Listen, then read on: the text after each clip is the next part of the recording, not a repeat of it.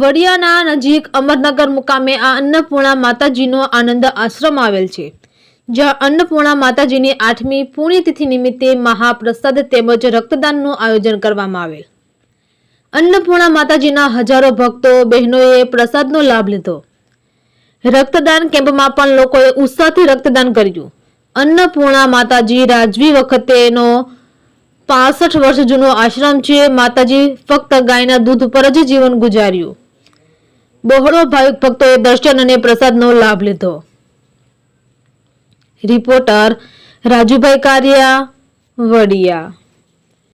Sir, શું નામ તમારું? મારું નામ અખિલેશ રાદડિયા છે। હું જેતપુરથી આવું છું। સર, આજે આ રક્તદાન કેમ્પનું આયોજન છે, થોડું વિગતથી કહો ને। આજે માતાજી અન્નપૂર્ણા માતાજીની 8મી પુણ્યતિથિ છે, તો આ નિમિત્તે બધા સેવકગણ ભેગા થયા અને અમે લોકોએ વિચાર્યું કે કોઈના જીવન બચે, કોઈને જીવનમાં કામ આવે એવું આપણે કંઈક કાર્ય કરીએ, તો એક રક્તદાનનું અમને આયોજન કરવાનું વિચાર આવ્યો। આજે આશ્રમમાં પહેલી વખત રક્તદાનનું આયોજન થયું છે। રક્તદાન છે એ મહાદાન છે, રક્ત ક્યાંય બનતું નથી। એ કોઈ વ્યક્તિ બીજાને ડોનેટ કરે તો જ કોકને મળે છે। આનાથી કોઈનું જીવન બચે તો એનું જે પુણ્ય મળે છે એ અમારા ગુરુજીને અર્પણ છે। માતાજીની 8મી પુણ્યતિથિ નિમિત્તે 800થી 1000 ભક્તો આવ્યા છે। બધાને પ્રસાદનું પણ આયોજન કરવામાં આવ્યું છે આ નિમિત્તે, અને બધા સાથે મળીને આયોજનમાં સાથ આપે છે। ખૂબ ગામનો પણ સાથ સહકાર અમને ખૂબ સારો મળે છે। Thank you sir. શું નામ તમારું ને શું આ કાર્યક્રમ વિશે થોડી માહિતી આપો ને। મારું નામ ભૂમિકા વાજા છે। હું આઈસીઆઈસીઆઈ બેંકમાં જોબ કરું છું એઝ અ રિલેશનશિપ મેનેજર। અને આ કેમ્પમાં જોડાવાનો ફાયદો એટલો જ છે કે જે લોકોને જરૂરિયાત લોકો છે, જેને સાચે બ્લડની જરૂર છે, એના માટે એક સારું એવું પગથિયું છે ને સારું એવું કાર્ય છે। ને જે અમારા અખિલેશભાઈ છે, રેગ્યુલર મારા કસ્ટમર છે, એમના થ્રુ હું અહીંયા આવી છું। અને આ એક એવું કાર્ય છે કે જે નથી ખરીદી શકતા બ્લડને, એ લોકો માટે પણ બહુ સારું એવું કામ કરી જાય છે। બીજા નંબરમાં કે લોહી છે ને કે એવી સંપત્તિ નથી કે જે તમે ખરીદી શકો છો, આ કુદરતી છે। અને હું એવું કહું છું કે દરેક વ્યક્તિએ રક્તદાન કરવું જ જોઈએ। નો ડાઉટ કે કોઈ એવા વ્યક્તિ હોય કે જેને કંઈ બીમારી છે, કોઈ એવું પ્રોબ્લેમ છે, એ લોકો ન કરી શકે, પણ જે નોર્મલ પીપલ છે એને તો રક્તદાન ફરજિયાત કરવું જ જોઈએ। દીદી, રક્ત એક બોટલ લોહી કેટલા લોકોને કામ આવી શકે?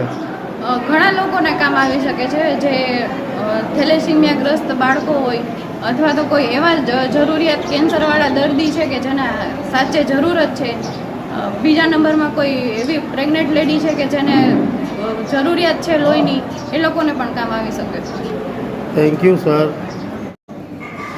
બેન, આ અન્નપૂર્ણા માતાજીનો વર્ષો જૂનો આશ્રમ છે અને આજે એની 8મી પુણ્યતિથિ છે, તો થોડી માતાજી વિશે માહિતી આપશો? હા, માતાજીનો 65 વર્ષ પહેલાંનો આશ્રમ છે, રાજાશાહી વખતનો છે। અન્નપૂર્ણા માતાજી અપવાસી હતા, ખાલી ગાયનું દૂધ જ લેતા। 12 વર્ષ એને ખાલી લીમડો પીને ભજનમાં હતા, અને 65 વર્ષ ખાલી ગાયનું દૂધ પીધું હતું। ત્યાં મહાન તપસ્વી હતા અમારા ગુરુજી। હાલ તમે આશ્રમ સંભાળો છો? હું માતાજીની શિષ્ય છું। 40 વર્ષ એની આરે રહીને અત્યારે 10 વર્ષ આશ્રમ સંભાળું છું।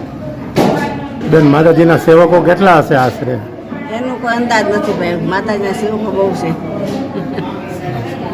શું કહેશો સેવકોને આશીર્વાદ રૂપી શું કહેશો? બસ બધા માતાજી અમને સદબુદ્ધિ સન્મતિ આપે, સુખી રાખે, આશીર્વાદ। જય માતાજી। જય માતાજી। શું નામ તમારું? ગામ? દેવળકી। આજે તમે અમરનગર મુકામે રક્તદાન કરો છો, કેટલામી વખત કરો છો? છઠ્ઠી વખત। આજે તો કે આવા સારી જગ્યાએ કે જે માતાજીના આશ્રમ ખાતે રક્તદાન થાય છે, કેવી ખુશી? બહુ સારી। રક્તદાન કરવાથી કેટલો ફાયદો થાય? એટલે બહુ ઘણો ફાયદો। રક્તદાન કર્યા પછી કોઈ જાતની તકલીફ? કોઈ જાતની। શું નામ તમારું? મારું ભાવેશ ગીરધરભાઈ વડાલિયા, ગામ? અમરનગર।